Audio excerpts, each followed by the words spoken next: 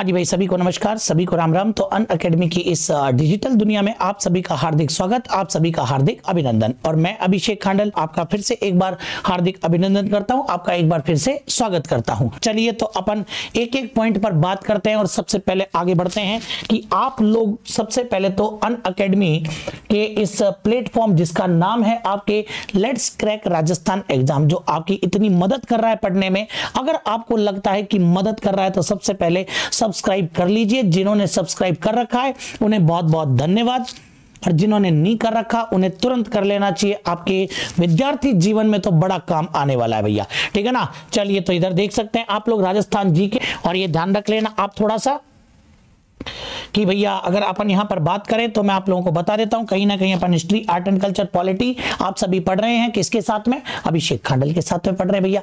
सभी का ध्यान इधर होना चाहिए। जब बात नवलखा की आई गई तो मैं हर बार एक बात कहता हूं भैया, फिर एक बार मैं आप लोगों को बता रहा हूं। नंबर 7 पर जितने भी नवलखा है ना, उन सबको यहां पर ले आओ भैया, एक कटघरे में ला करके खड़ा कर दो इनको। चाहे वो नवलखा बुर्ज हो, चाहे वो नवलखा भंडार हो, चाहे वो नवलखा दरवाजा हो, चाहे वो नवलखा दुर्ग हो, चाहे वो नवलखा बावड़ी हो, चाहे वो नवलखा महल हो, चाहे वो नवलखा झरना हो, ठीक है ना। इसके बाद में देखो, चाहे वो नवलखा तीर्थ हो, ध्यान रख लेना, नवलखा तीर्थ हो, चाहे वो नवलखा कुंड हो, चाहे वो नवलखा मंदिर हो, चाहे वो नवलखा मंदिर के अलावा एक और ले लेता हूं, सरोवर हो, चाहे वो नवलखा बाग हो, चाहे वो नवलखा झील हो, चाहे वो नवलखा बांध हो। हाँ, इसको थोड़ा सा मैं सही कर देता हूं, इसको झालरा कर लेना भैया, झरने की जगह क्या कर लेना, झालरा। कितने गजब के प्रश्न बनेंगे सोचो आप लोग, फटाफट से बताइए, देखें क्या क्या उत्तर आने वाला है। हाँ चलिए साहब, तो देखो नवलखा बुर्ज और भंडार पूछेगा ना, तब तो आपका उत्तर क्या हो जाएगा, चित्तौड़गढ़। नवलखा बुर्ज एवं भंडार पूछेगा तो आपका उत्तर होगा चित्तौड़गढ़ के अंदर। अभी अभी मैंने आपको बताया था ये वाली बात, तो ठीक है ना। लेकिन अगर आप लोगों से नवलखा दरवाजा पूछेगा तो ये आपको रणथंभौर के अंदर देखने को मिलेगा। रणथंभौर दुर्ग का मुख्य दरवाजा आपके क्या कहलाता है, तो वो नवलखा दरवाजा कहलाता है। लेकिन अगर दुर्ग पूछ रहा है तो दुर्ग झालरापाटन के अंदर, दुर्ग कहां मिलेगा आपको, झालरापाटन। और ये झालरापाटन बोले तो झालावाड़, घंटियों का शहर कहते हैं इसको। और अगर आप ये बता दो ना कि नवलखा दुर्ग किसने बनवाया था तो मजा ही आ जाएगा। फटाफट से बता दो, देखिए आप लोग तुरंत बताइए, नवलखा दुर्ग की नींव किसने रखी थी? फटाफट से बताइए, नवलखा दुर्ग की नींव किसने रखी थी? वेरी गुड, बहुत बढ़िया उत्तर आया, पृथ्वी सिंह ने रखी थी, ये ध्यान रखना, पृथ्वी सिंह ने रखी थी।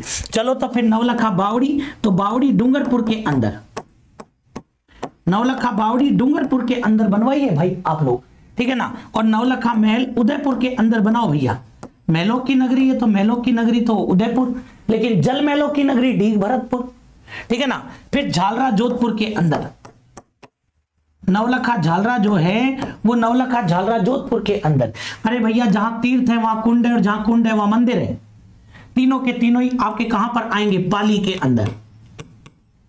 सरोवर पूछे तो बारा के अंदर, लेकिन नवलखा बाग पूछे तो भरतपुर के अंदर, नवलखा बाग पूछे तो भरतपुर के अंदर। और झील पर बांध ये बूंदी के अंदर। कोई भी एग्जाम के अंदर पूछ ले, अपना काम क्लियर हो जाना चाहिए। तो ये ध्यान रख लेना भैया आप लोग। ये अपन ने क्या पढ़ लिया, तो ये अपन ने पढ़ा नवलखा बम्पर धमाका, ठीक है ना। ये अपन ने क्या पढ़ लिया भैया, तो ये अपन ने पढ़ा नवलखा बम्पर धमाका। ये ध्यान रखना, ये आपके लिए गिफ्ट तैयार हो गया जोरदार वाला।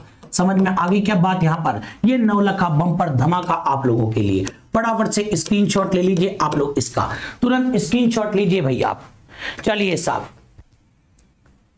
चलो फटाफट से क्लियर करो। बहुत बढ़िया मनोज शर्मा जी, राइट आंसर, बहुत गजब। फटाफट से स्क्रीनशॉट लीजिए आप लोग इसका तुरंत। इसके बाद में अपन आगे बढ़ते हैं भाई। तो अगली बात करें तो यहां पर अपन चलते हैं सीधे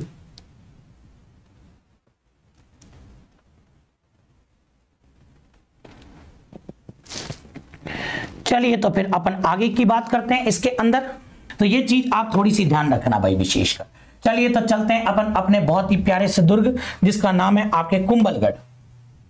बहुत गजब का दुर्ग है, राजस्थान के अंदर गजब की और इसकी आभा है, एक अलग ही शानदार दुर्ग है भैया। तो पहले तो मैं आप लोगों के लिए ले लेता हूं यहां पर अपने कुंभलगढ़ दुर्ग का एक बहुत ही बेहतरीन सा फोटो। तो ये है अपने भैया बहुत जोरदार लाजवाब कुंभलगढ़ दुर्ग। तो ये जो आप देख रहे हैं ये आपके कुंभलगढ़ दुर्ग का सीन है भैया। अभी चित्तौड़गढ़ घूम करके आए थे ना, अभी चित्तौड़गढ़ घूम करके आए थे, तो अब कुंभलगढ़ पर आ जाओ भाई। ये आपके कुंभलगढ़ है, देखो यहां पर। ये तो चलो फिर भी, और अपन बिल्कुल तलहटी में आकर तो नहीं देख पा रहे हैं अभी, तो इसकी ऊंचाई बहुत ऊपर है, मतलब कि ये निचले स्तर पर स्थापित है। कौन सा दुर्ग है भैया? तो ये आपके कुंभलगढ़ दुर्ग है भाई। और ये जो आप कुंभलगढ़ दुर्ग देख रहे हैं ये आपके कहां पर है? तो ये कुंभलगढ़ दुर्ग आपके राजसमंद के अंदर है। ये कुंभलगढ़ दुर्ग आपके राजसमंद के अंदर है। तो हो जाइए फटाफट से तैयार आप लोग, तुरंत कुंभलगढ़ दुर्ग करें स्टार्ट। हाँ जी, चलिए उससे पहले छोटी छोटी बातें अपन कर लेते हैं भैया, छोटी छोटी बातें अपन यहां पर कर लेते हैं। तो देखो आप लोग सभी ध्यान से देखना भाई, सभी का ध्यान आपके इधर होना चाहिए, बिल्कुल सभी का ध्यान इधर भाई, ठीक है ना।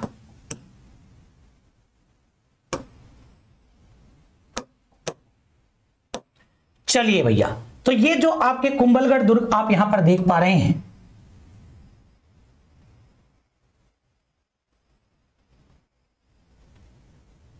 ठीक है ना, ये जो आप लोग कुंभलगढ़ दुर्ग देख पा रहे हैं, इसके बारे में मैं छोटे छोटे प्रश्न आप लोगों से पूछूंगा अभी यहां पर। ये जो अपन कुंभलगढ़ दुर्ग देख पा रहे हैं,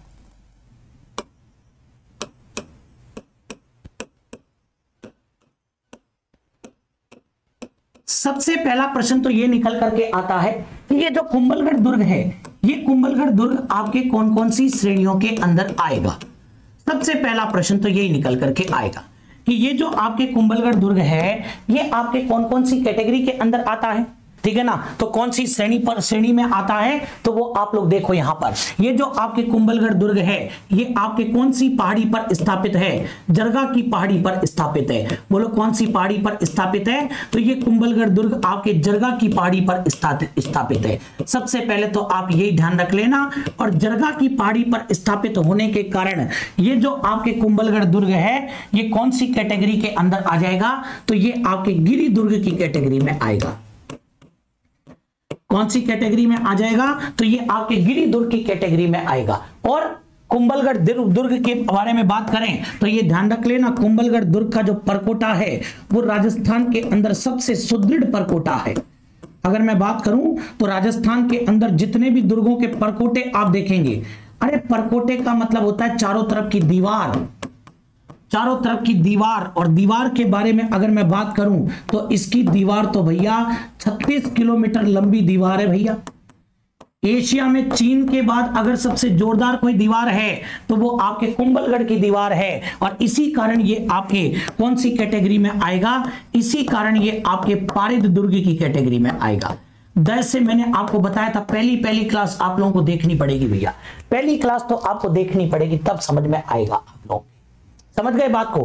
फिर देखो आप लोग, इस तक पहुंचने का रास्ता बड़ा कठिन है। ये जो आपके कुंभलगढ़ दुर्ग है इसका दुर्गम मार्ग है, दुर्गम मार्ग है, रास्ता बड़ा कठिन है पहुंचने का। और जब रास्ता बड़ा कठिन होता है तो दुर्ग आपके कौन सी कैटेगरी में आता है? तो दुर्ग आपके एरण दुर्ग की कैटेगरी में आता है, ठीक है ना। और सुनो, इसके बाद में इस दुर्ग के चारों तरफ बड़े बड़े वृक्ष देखने को मिलेंगे। इस दुर्ग के चारों तरफ बड़े बड़े घने वृक्ष देखने को मिलेंगे आपको, बड़े बड़े घने वृक्ष, चारों तरफ जंगल सा नजर आएगा भैया। और जब ऐसी स्थिति बन जाती है तो दुर्ग आपके कौन सी कैटेगरी में आ जाता है, तो वो दुर्ग आपके वन दुर्ग की कैटेगरी में आता है। मतलब कि टोटल कितनी कैटेगरी हो गई भैया, तो टोटल 4 कैटेगरी के अंदर मैं लेकर के आया हूं इसको, ये ध्यान रखना आप लोग थोड़ा सा, क्योंकि जरगा की पहाड़ी पर स्थित है इसलिए तो ये क्या कहलाएगा, गिरि दुर्ग कहलाएगा भाई साहब। जरगा की पहाड़ी पर स्थापित है इसलिए इसको हम लोग क्या कहेंगे, इसलिए हम लोग इसको गिरि दुर्ग कहेंगे भैया। दूसरी बात, दीवार चारों तरफ की बड़ी तगड़ी है, मतलब सुदृढ़ परकोटा है, सुदृढ़ दीवार है, और जब दीवार सुदृढ़ है तो भैया ये कौन सी कैटेगरी में आएगा, पारिद दुर्ग की कैटेगरी में आएगा।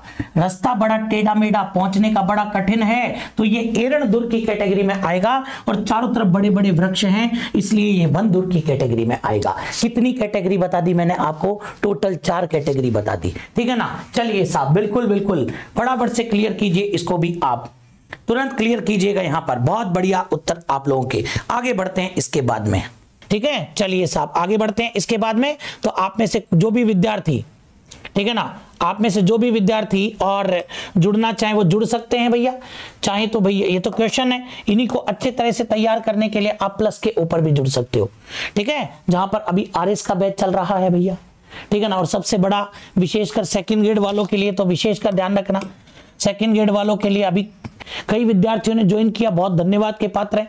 अच्छे से पढ़ाई करो, उसके साथ में ये टेस्ट सीरीज आरएस की आप लोग दे सकते हो। और सबसे खास बात तो ये है कि अनअकैडमी की कि एक सब्सक्रिप्शन के अंदर आपके सारे कोर्स चालू हो जाते हैं। मैंने सेकंड ग्रेड का ले लिया और फर्स्ट ग्रेड पहले आ गई तो वो भी आपके चालू है, सेकंड ग्रेड चालू, आरएस मेंस, पुलिस, वीडियो सब कुछ आपके चालू हो जाएगा ये एक ही सब्सक्रिप्शन के अंदर। और उस एक सब्सक्रिप्शन की कीमत मतलब कि उसकी फीस, तो उसकी फीस केवल और केवल कितनी है भैया,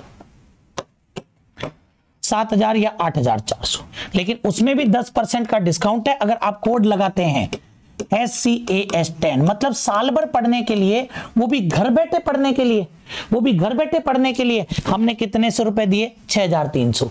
और अगर हम 7,560 दे देते हैं, थोड़े से ज्यादा है, लेकिन ध्यान रखना मतलब कि पर मंथ 100 रुपए ज्यादा लगे आपके, लेकिन आपने 2 साल का काम कर लिया, ठीक है ना। अब 2 साल में कोई सा भी एग्जाम आ जाए, बोले सर आप क्या चाहते हो 2 साल तक नौकरी नहीं लगे, भैया मैं तो चाहता हूं कि अभी मान लो वीडियो में सेलेक्ट हो जाओ तो आरएस की तैयारी कर लेना, तो उससे आपको कोई नुकसान नहीं है भैया। चाहो तो कॉम्बो सब्सक्रिप्शन भी ले सकते हो, और लीजिए भैया। आज अपन इतनी बात करेंगे तो आज अपनी क्लास को यहीं समाप्त करते हैं, ठीक है। चलिए साहब, तो आज अपन अपनी क्लास को यहीं समाप्त करते हैं, फिर मुलाकात होगी अपनी। तो आज के लिए आप सभी को बहुत बहुत धन्यवाद सभी को।